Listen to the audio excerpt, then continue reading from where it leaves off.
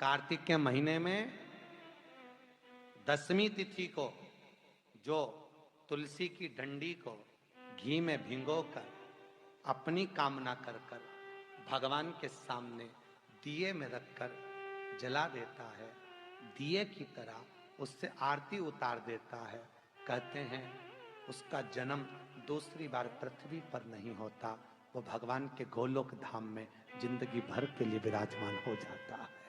जिंदगी भर के दीप की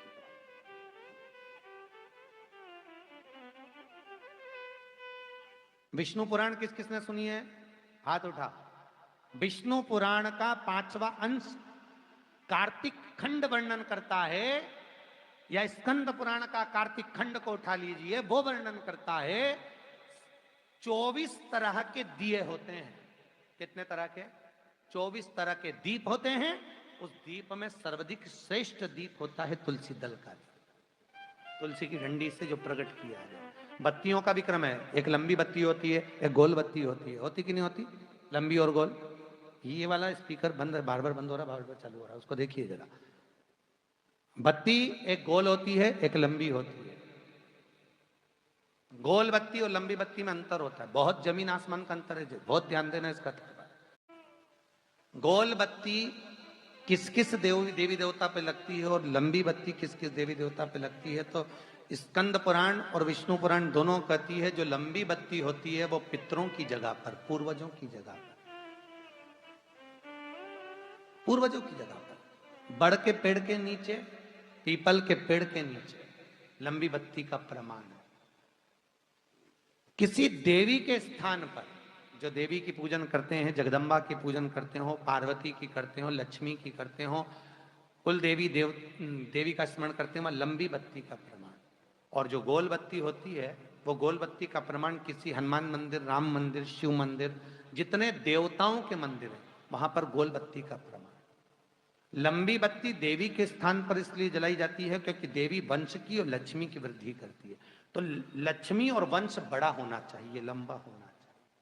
और देवता के सामने गोल बत्ती इसलिए लगाई जाती है कि हमारा मन, ये चित्त, ये वृत्ति आपके चरणों में टिकी रहे और एक दिन हम भी वैकुंठ का वास करें, इसलिए गोल बत्ती लगाई जाती है। एक सहस्त्र बत्ती होती है, करें दर्शन कभी? यहाँ पे माताएं बैठ बैठ के बनाती रहती है 100 बत्ती, 108 बत्ती, 108 बत्ती बनाकर भगवान के सामने। उसका क्या प्रमाण है?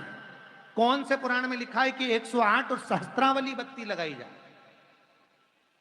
तो स्कंद पुराण में कार्तिक खंड के अंदर स्पष्ट किया गया, सहस्त्रावली बत्ती, 108 लंबी बत्तियों का जो प्रमाण है, वो कहते हैं कि जिस व्यक्ति ने किसी तीर्थ को ना करा हो, पूरे तीर्थ नहीं गए हो, सारे तीर्थों का स्नान नहीं करा हो, किसी तीर्थ में दर्शन करने से वंचित रह गए हो, तो 108 बत्ती की एक बत्ती बनाकर किसी नारायण के मंदिर में, शिव मंदिर में, देवी के मंदिर नहीं, केवल देवता के मंदिर में अगर उसको घी में भिगोकर प्रज्वलित कर दिया जाता है तो सारे तीर्थों के दर्शन का फल उस जीव को प्राप्त हो जाता है। उसको सहस्त्रावली बत्ती।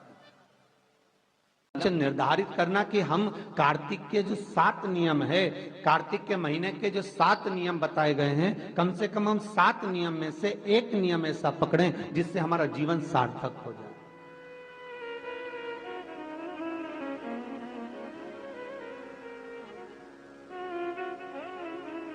आप भले 7 नियम नहीं कर रहे कार्तिक के, भले एक नियम करो, पर वो नियम हमारा पूर्ण चलना चाहिए, उसकी नियम की पूर्णता पूर्ण होना चाहिए। आपको कहा था कार्तिक के 7 नियम हैं, उसमें पहला दीपदान, दूसरा तुलसी पूजन, तीसरा भूमि पर शयन, चौथा शरीर पर तेल नहीं लगाना, पांचवा सुंदर दलहन चीजों का त्याग करना, और छठा ब्रह्मचार्य व्रत का पालन करना, और 7वां अपने जीवन में कार्तिक के महीने में चाहे वाणी का संयम हो, चाहे भोजन का संयम हो, चाहे शब्दों का संयम हो, चाहे दृष्टि का संयम हो, चाहे इंद्रियों का संयम हो, वो संयम रखें।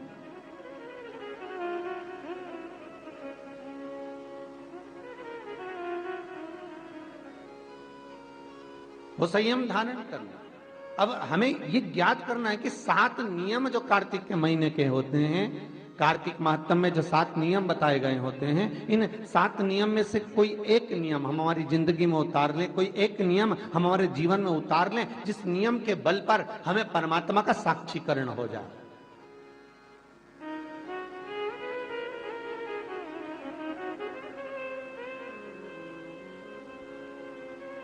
कोई एक नियम, अगर आप दीप दान कर रहे हो कार्तिक के महीने में, प्रतिदिन आपने 1 महीना तक दीप दान करा महाराज, तो ये भी आपका एक नियम है। 1 महीने तक आपने जो तुलसी में जल चढ़ाया, ये भी आपका नियम है। आपने अगर वाणी पर संयम रखा है, ये भी आपका है। महाराज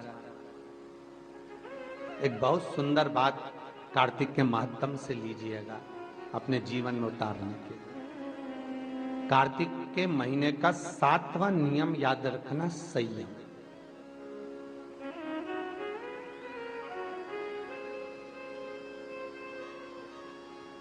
किस समय पर किस चीज का संयम होना चाहिए,